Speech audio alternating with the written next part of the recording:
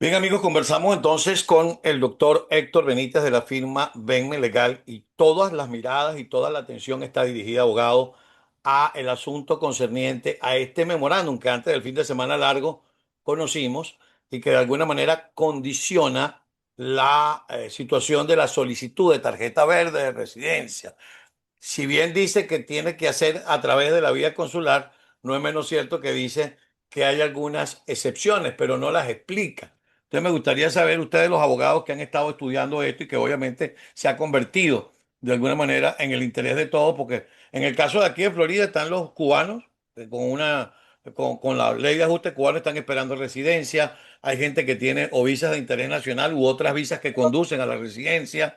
Y hay quienes tienen solicitud de padre, solicitud de hijo o solicitud de cónyuge. Eh, Frente a aquí estamos. Mira, primero, es un documento que contiene verdades, pero tergiversadas de alguna manera o sobredimensionadas de alguna manera. Sí es cierto el hecho de que la vía normal, tradicional, para una persona que quiere obtener un beneficio final migratorio es la vía consular. Eso no es mentira. Ejemplo, personas que tengan una visa de turista, se supone que en el marco de la visa de turista no deberían venir a los Estados Unidos para quedarse con una visa de turista y posteriormente tratar de buscar un pase a una condición de un ajuste de estatus para obtener la residencia legal permanente dentro del país. Sin embargo, ¿por qué hablo de que es sobredimensionado? Porque la misma ley también establece efectivamente la figura del ajuste de estatus y hay ciertas presunciones que con el pasar del tiempo o con la dinámica particular de cada individuo, pues van a reflejar que no necesariamente es que hubo una intencionalidad migratoria subyacente o distinta a la que se está planteando en ese momento, sino que sencillamente las circunstancias con el paso del tiempo fueron cambiando y abrieron la disponibilidad que la persona buscara una residencia dentro del país. Esa presunción de alguna manera se sobrellevaba solamente con el transcurso del tiempo y esa presunción al pasar un lapso promedio de 90 días ya quedaba fuera del escenario de análisis o de adjudicación. Actualmente, esa presunción, pues indudablemente lo que hicieron fue revertir la carga y presumir ante cualquier tipo de escenario, ante cualquier tipo de evento, el hecho de que la persona, no matter what, debe ir a la vía consular, salvo que logre traer elementos que de alguna u otra manera le permitan al funcionario, como dice o como de alguna manera establece el memorándum del 21 de mayo, le permitan aplicar el uso de su discreción y su gracia, que bueno, yo prácticamente la voy a calificar ya como casi que una gracia divina, porque pareciera que en esos términos está cada vez más planteado para poder tener un Pero beneficio. le interrumpo en ese punto, porque por lo que estoy entendiendo que me está diciendo y por lo que he escuchado, uno de los grandes bemoles, por no decir debilidades, de este memorándum, que entiendo tiene muchas debilidades de carácter jurídico, Sí, señor.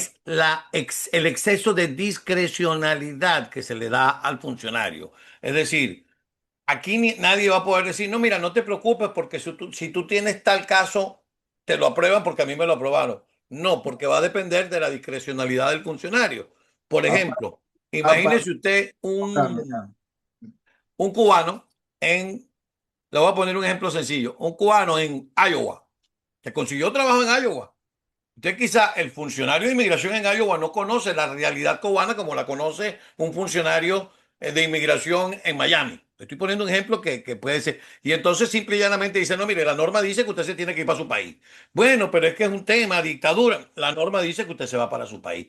A lo mejor en Miami, dice, el funcionario de inmigración entiende lo que está pasando y lo maneja con su propia discrecionalidad, pero digamos dándole alivio a quien está esperando la green card o la residencia.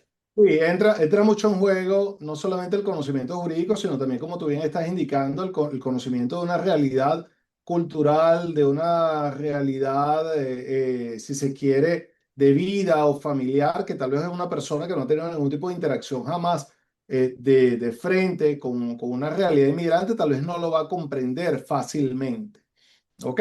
Y también pasa, por ejemplo, como está ocurriendo en este momento con la situación de Venezuela, en la que nos conseguimos con que hay formalmente ya algunos funcionarios que, sobre pretexto de la salida de Maduro, ya entienden literalmente como que el país se arregló y hemos visto personas que están siendo referidas a Corte de Migración y no aprueban el asilo basado en ese argumento de los oficiales. Es decir, ciertamente está pasando lo que tú estás indicando al respecto. Pero acá, mientras esas acciones judiciales efectivamente se ponen en pie, mientras esas acciones judiciales logran obtener medidas cautelares o, si se quiere, anular ya de manera definitiva este memorándum, no porque, reitero, no porque no contenga algunas verdades, que es donde va a entrar de alguna manera la confusión de la colectividad, sino porque es el sobredimensionamiento y al mismo tiempo es una inversión de una carga probatoria que se suponía que ya no estaba en manos de esta persona porque la presunción con el transcurrir del tiempo ya se había superado, ¿ok?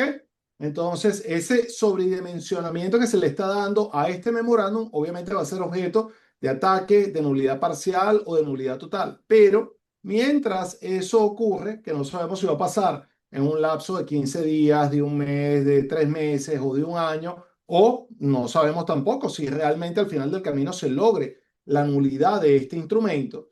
Mientras eso ocurre, lo cierto es que están elementos mucho más elevados por cumplirse para efectos de poder invocar ese argumento de discreción y de gracia del funcionario para que podamos tener un ajuste de estatus dentro del país.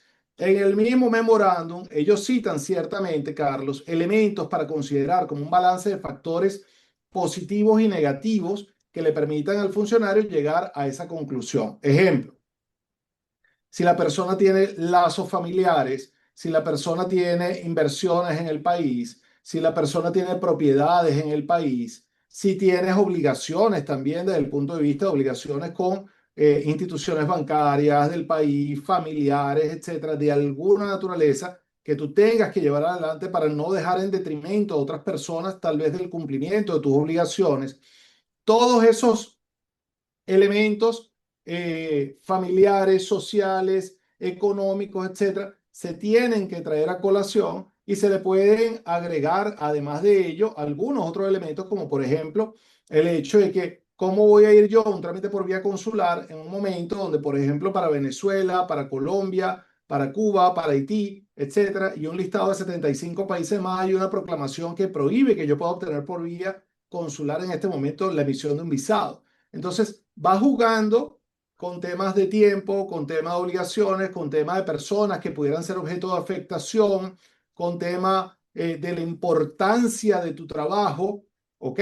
Y traes todo ese acervo probatorio a un proceso y le justificas a un oficial que ciertamente, aunque la presunción inicialmente pudiera ser por ir por una vía consular, iría en detrimento de todos estos factores el que se te obligue a ir a una vía consular y que se te debe permitir ciertamente el completar tu trámite por vía de un ajuste de estatus dentro del país. Lo cierto es, lo cierto es para culminar este punto, en que el que estaba acostumbrado a hacer los trámites por cuenta propia, porque más de uno efectivamente lograba pegar, digamos, el proceso al final, hoy en día el nivel de escrutinio, de discreción y de complejidad para el otorgamiento de esto es muchísimo más elevado porque ahora cada petición de ajuste de estatus debería contar por lo menos con un brief jurídico donde se expongan todos esos elementos para que pueda prosperar ese ajuste. Ahora, digamos, las acciones judiciales que se puedan emprender una vez que se emprendan o si hay alguna emprendida, ¿le da una pausa o lo deja en vigencia? Porque, por ejemplo, una persona que tiene voy a poner una cosa que usted maneja con mucha pericia, de las tantas cosas en las cuales tiene una tasa de aprobación muy alta, BM Legal, que es el tema de las certificaciones laborales. Las certificaciones laborales conducen a residencia, ¿es correcto? Sí, sí, Entonces, una así. persona que tiene una certificación laboral y que cumplió, está trabajando. Es decir, está con una certificación y está trabajando. Y entonces resulta que le dicen que se tiene que ir a su país de origen a esperar que esa certificación laboral se convierta en residencia. Eso no va en detrimento de sus ingresos, de su trabajo, no El pone en peligro su empleador, estabilidad laboral.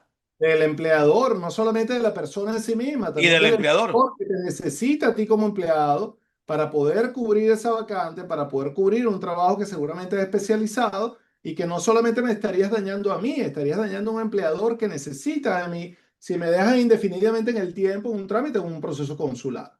Hay algunas excepciones que yo creo que saltan a la vista con mucha claridad para efecto de que no prospere este tipo de memorándum, porque tienen protecciones muy especiales, como por ejemplo ocurre con el caso de la ley de ajuste cubano. Tú mencionabas el trámite cubano no necesita de un trámite de petición familiar. Ellos pasan directo a la fase de ajuste de estatus por previsión y otorgamiento directo de la ley. Entonces, ¿qué ocurre? Tú mal me vas a colocar a mí a que yo vaya a un trámite consular a buscar una visa que no existe, porque sencillamente la petición familiar no forma parte del proceso. La persona que tiene la elegibilidad para la ley de ajuste cubano pasa directo a ajustar sin necesidad de un proceso de petición familiar para poder hacer uso de ello. Entonces, automáticamente se queda por fuera. Los cubanos pueden seguir haciendo el ajuste sin inconveniente dentro del país, por supuesto, si tienen elegibilidad en el marco de esa ley. Y digamos, un choque entre el memorándum y la ley indudablemente va a prevalecer, en este caso la ley sin lugar a duda en un contexto de alguna acción individual. Pasa igual con el asilo. Si mi trámite para la obtención de una visa de inmigrante la tengo que obtener en el país de mi nacionalidad y yo estoy planteando una persecución y logré la aprobación de un trámite de asilo, tú no me vas a poner a mí con un asilo aprobado que yo vaya a ir a un trámite consular en el país persecutor a buscar la residencia, porque atenta contra tratados internacionales, convenios, leyes internas, etcétera, y obviamente no tiene aplicabilidad. Es fácil lograr en ese tipo de escenarios la adjudicación interna y aparte de que es mucho más sencillo, es totalmente discutible desde el punto de vista judicial. Pero el resto de los procesos, por mencionar la inmensa mayoría, obviamente no estoy con esto esgrimiendo a detalle cada proceso, pero sí la inmensa mayoría van a tener que llevar adelante, obviamente, una dinámica probatoria y argumentativa de mucho más peso para que pueda tratar de obtenerse esa adjudicación dentro del país. Ahora, ¿qué sí es importante aclarar? No se ha eliminado la posibilidad de hacer el ajuste. Lo que está en discusión es la adjudicación final, Ok, pero el ok. ajuste usted lo puede El hacer. trámite no se ha eliminado, porque, por ejemplo, voy a otra cosa que es la cosa más normal que ha ocurrido aquí en los Estados Unidos desde tiempos inmemoriales, que yo me vine a los Estados Unidos, ya me hice residente, después que me hice residente me hice ciudadano y ahora quiero pedir a mis padres o a un hijo menor de edad que deje en Venezuela, por ejemplo. Este, pero, por ejemplo, en el caso de mis padres, están aquí y yo los quiero pedir, los van a mandar a, a Venezuela o al país de origen, en el caso de que no sea venezolano, o más La, aún, usted se casa. Y usted se casa con una persona y está viviendo con esa persona, y entonces usted va y usted le dice, no, mire, usted tiene que separar de su esposa o de su esposo hasta que le aprueben la residencia y ella que se vaya para su país de origen. la presunción inicial en los términos del memorándum es así. La función del por qué tienen que buscar asistencia jurídica especializada para poder abordar esta situación y poder culminar con éxito su trámite de ajuste de estatus dentro del país es precisamente porque este tipo de regulaciones o este tipo de limitaciones obviamente están destinadas de alguna manera a desmotivar el que la gente se quede. Y créanme que desde el punto de vista jurídico, planteado un ajuste de estatus de forma adecuada con los elementos que acabamos de conversar, podemos muy probablemente llegar al resultado final de tener la aprobación del ajuste de estatus dentro del país o de atacar eso después por vía judicial. Ahora, también se puede intentar, porque todos sabemos cuál ha sido la política de esta administración, de rigidez desde el punto de vista migratorio, incluso de excesos en tiempos de la señora Noen y todavía permanecen algunos excesos que son documentados en la prensa diaria. Ahora bien, si es decir, eso es el famoso cuento abogado de cuando uno pide 100 para que le den 50. Es decir, usted lo reta judicialmente y de pronto lo que se llega a un acuerdo es de una reglamentación. Porque yo lo estoy viendo ahora desde el punto de vista periodístico. Después que se produjo el indictment contra Raúl Castro, se descubrió que la hermana de la presidenta de Gaesa vivía en los Estados Unidos y era Correcto. residente. Que uno de los pilotos de la avioneta de Hermanos al Rescate, que tiene en su haber piloteado una de las avionetas que tumbó los aviones, o mejor dicho, uno de los aviones que tumbó la avioneta, se vino a vivir para acá con un paro humanitario y estaba a punto de pedir residencia. Y uno entiende que se quiere, de alguna manera, ser mucho más minucioso en la investigación de aquellos que solicitan una residencia. La pregunta concreta. Probablemente en vez de buscar la eliminación porque el gobierno se ponga muy severo, podría lograrse el tema de la reglamentación.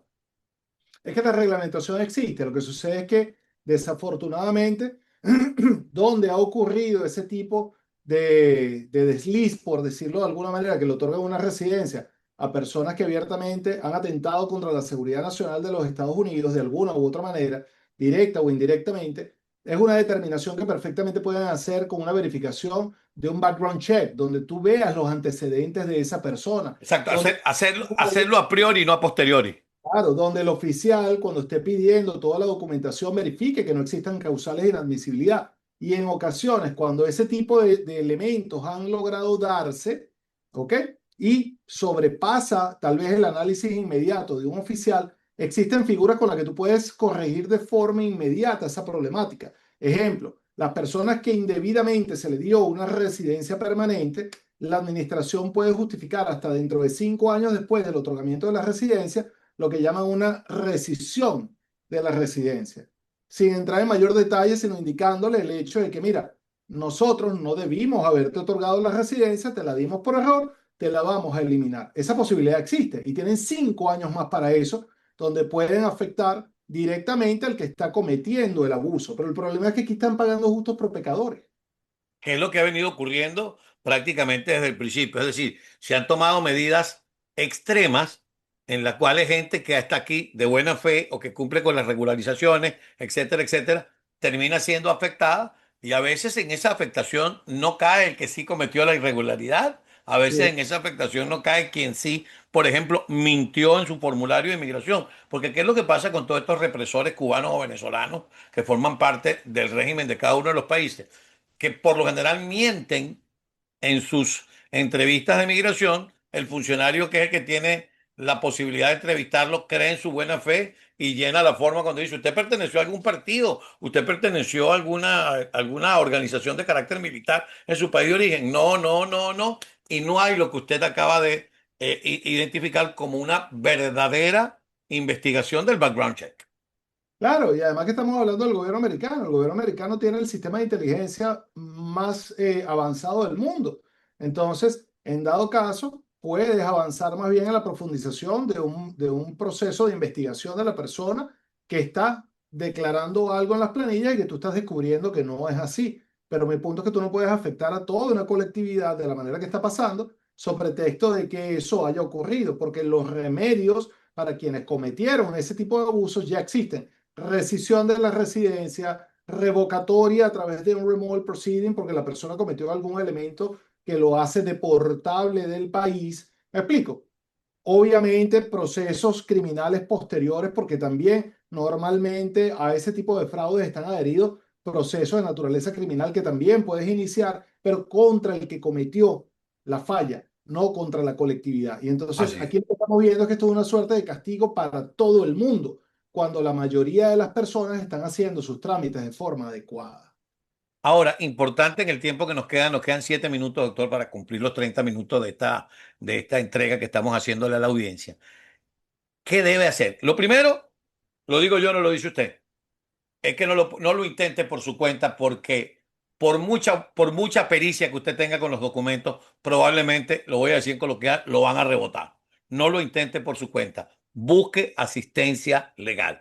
Ahora bien, en el caso puntual de los que tienen visa que conducen a las residencias, como las visas de trabajo, etcétera, etcétera, los que tienen alguna condición especial, como es el caso de los cubanos, o los que tienen la condición de pedir un familiar.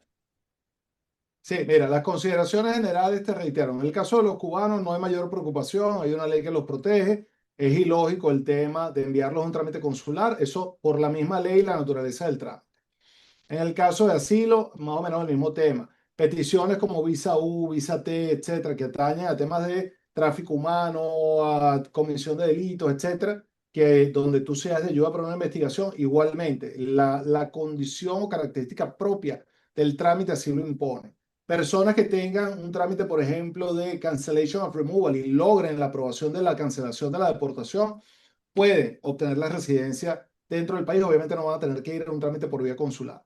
Pero el resto de las peticiones, la dinámica probatoria que hay que tener ahorita y argumentativa que hay que tener de entrada ante el servicio de migración es muy importante, porque incluso si el funcionario del servicio de migración hace caso omiso a todo lo que se le esté planteando, esa omisión abre puerta a acciones judiciales donde ciertamente nosotros por vía judicial logremos la satisfacción de un proceso de ajuste de estatus precisamente por un abuso de discreción, por un abuso de derecho, por una errónea aplicación de la ley y por una errónea aplicación de principios de carácter administrativo y constitucionales. Entonces, el que el récord vaya de forma adecuada desde el principio no es un tema de que el oficial me negó y ya, sino que eso te va a servir para tú poder pelear, para tú poder luchar a nivel de una corte federal en caso de que sea necesario, un trámite que incluso puede llegar a ser negado por el servicio de migración directamente. Pero si tú no tienes el récord de forma adecuada, luego cuando llegues a esa etapa, precisamente el juez federal lo más probable es que te diga, pero es que usted no invocó absolutamente nada de los elementos que tenía que haber invocado para que se pueda entender que hay un abuso de discreción del oficial, para que se pueda entender que hay una errónea aplicación de derecho del oficial y por ende yo no tengo nada que revisar. Y es lo que la mayoría de las personas no terminan de entender y tratan de llegar motus propio a este tipo de trámites. Entonces, lo ideal es que vayan con asistencia jurídica desde el principio, porque no es solamente el acervo probatorio incorporar, sino cómo se incorporan los argumentos jurídicos que se traen a colación para ello. Entonces es importante, número uno, para aquellos que nos están viendo, número uno, asesoría legal. Les voy a repetir lo que dije antes cuando le estaba haciendo la pregunta al doctor Benítez. Solo probablemente usted busque hasta un tutorial en YouTube que le diga cómo llenar las aplicaciones y probablemente lo van a rebotar. ¿Por qué? Porque cada vez están más severas las medidas. Lo otro que pudiéramos decir de este memorándum es, más allá de que ya describíamos al principio que es de absoluta discrecionalidad para el funcionario, es que de alguna manera también tiene aspectos que colidan con la ley. Es decir, al tener aspectos que colidan con la ley, lo primero que uno le enseña aquí en los Estados Unidos que ninguna ley pequeña puede, ninguna disposición pequeña puede ir contra una ley ya aprobada. Por eso le dicen a uno que la suprema ley de los Estados Unidos es la Constitución. Mira, Carlos, el tema de hacer uso adecuado de los instrumentos legales para poder tener un beneficio, a veces la gente lo subestima de una manera tremenda. Te hablaba hace unos minutos del tema de la figura de la rescisión, del otorgamiento de una residencia permanente por error dentro de un lapso de 5 años. Tuvimos un caballero que logró la aprobación de un caso de una certificación laboral, se desesperó y entró al país con un ESTA. Eso se lo llevó adelante una persona que se dedica a ser preparador, notario, whatever. Entonces, entró con un ESTA. A través del ESTA, tú directamente a través del ESTA, tú no puedes hacer un ajuste de estatus a través de un proceso de petición de empleo porque no es ajustable y por ende el trámite sí tiene que cumplirse por vía consular. ¿Qué ocurre? Enviaron un ajuste de estatus y el servicio de migración le contestó a este caballero, aquí está su residencia y le aprobó la Green Card. Este señor desde el 2024 ya era residente permanente en los Estados Unidos. Le acaba de llegar hace unos días atrás una notificación que le dice, mira, cometimos un error, no te debimos haber otorgado una residencia porque tu entrada fue con esta, el esta no es ajustable y sencillamente usted tenía que haber recibido su residencia por vía consular. Y ahora, esa persona que tiene años ya viviendo acá, 2 años viviendo como residente permanente, de la noche a la mañana se está quedando sin residencia y tal vez ya no pueda ni siquiera hacer valer el trámite de la certificación laboral por vía consular. Entonces, por favor, no subestimen el conocimiento jurídico, no subestimen la comunidad que está interactuando constantemente con el mundo de los tribunales de inmigración, de los tribunales federales, etcétera, donde estamos constantemente compartiendo ideas y estudios para poder llegar a una conclusión. para de alguna manera subestimar ese paso y tratar de hacerlo por cuenta propia.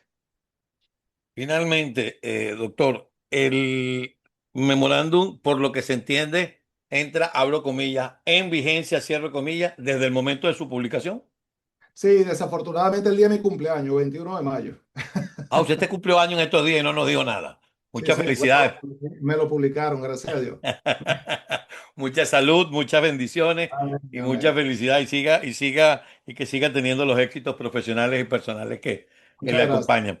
Bueno, Muchas gracias. vamos a estar bien pendientes de esto, vamos a seguir recaudando las dudas de la gente y volvamos a hacer otro especial de estos, tanto en televisión como acá en las plataformas. Quiero decirles que el miércoles, es decir, mañana miércoles, estamos juntos en el programa por TVB, en el programa por la mañana, y vamos a hablar de este tema y de otros temas de mucho interés. Muchísimas gracias, doctor. Voy a dar el número de Benme Legal, 786-558-5625, 786-558-5625, con 4 oficinas en Florida, una oficina en la ciudad de Katy, en el estado de Texas, y el número uno solo, 786-558-5625, de la firma Benme Legal. Muchas gracias, doctor Benítez. Gracias, gracias, Carlos, que le vaya muy bien. Un abrazo.